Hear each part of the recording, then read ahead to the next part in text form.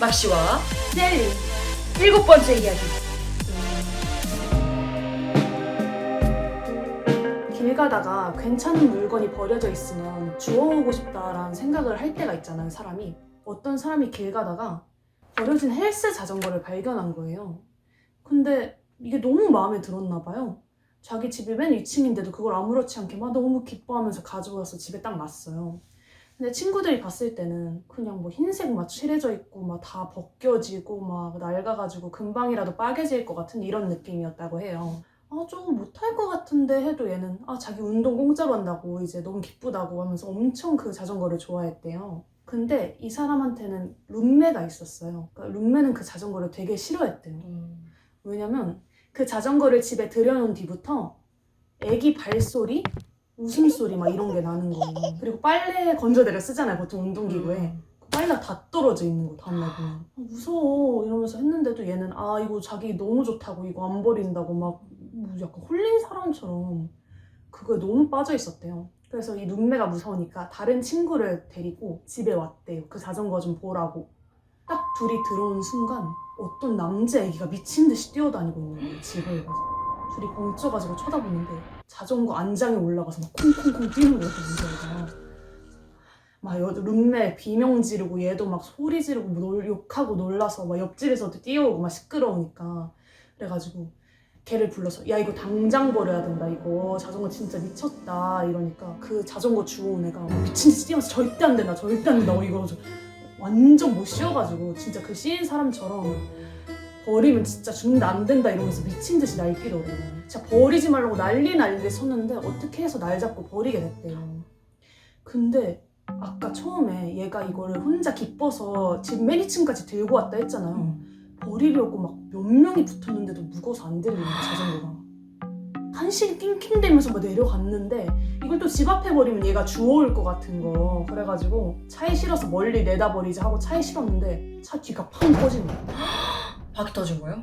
무거워서. 어쨌든 이걸 버리고 왔는데 이상한 일은 없었다고 해요. 근데 한 가지 희한한 게 그 자전거 주워온 애한테 그 자전거 얘기를 하면은 엄청 화려하고 최신식의 자전거로 기억을 한대요. 완전 다 낡은 자전거 가져와 놓고. 어떤 아들을 둔 아버지가 아들과 함께 어느 날 TV 프로그램을 보고 있었어요. 갑자기 그 아들이 어떤 연예인을 보면서 손짓을 하는 거예요. 근데 그 연예인이 바로 다음날 죽은 거예요. 그래서 아버지가 우연이겠지, 근데 좀 찝찝하네 라는 생각을 가지고 또 그 다음날도 같이 함께 TV를 시청했죠. 근데 또 한참 보다가 갑자기 그 아들이 어떤 연예인을 또 지목을 하는 거예요. 근데 또 그 연예인이 다음날 또 죽은 거예요. 우리 아들이 곧 죽을 사람들을 볼 수 있는 건가 싶어가지고 아들한테 물어봤어요. 근데 딱히 아들은 그런 의미가 없었다고 얘기를 하는 거예요. 그리고 그렇게 며칠이 지나고 나서 아버지랑 또 그 아들이 TV를 보게 되었어요. 근데 그 다음날 아버지가 돌아가셨어요. 그날은 애니메이션을 보고 있었거든요. 그럼 죽을 사람이 없잖아. 근데 왜 아버지가 돌아가셨느냐? 그 아들이 TV에 비춰진 아빠의 모습을 손짓한 거였어요.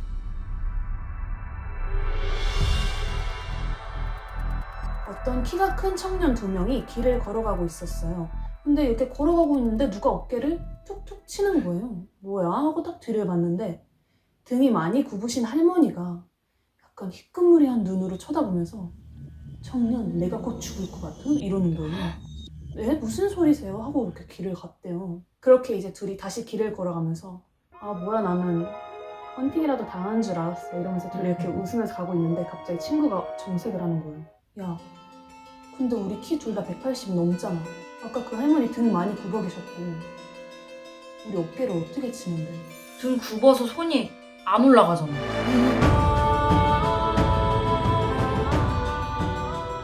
어떤 대학교 기숙사에서 학생들이 여럿 모여가지고 얘기를 하고 있었어요. 근데 그 중에서 어떤 호기심 많은 선배가 야, 너네 귀신 부르는 방법 알고 있냐? 이렇게 말씀을 하시는 거예요. 그거 쫑긋하면서 그런 거 강령술 아니에요, 선배?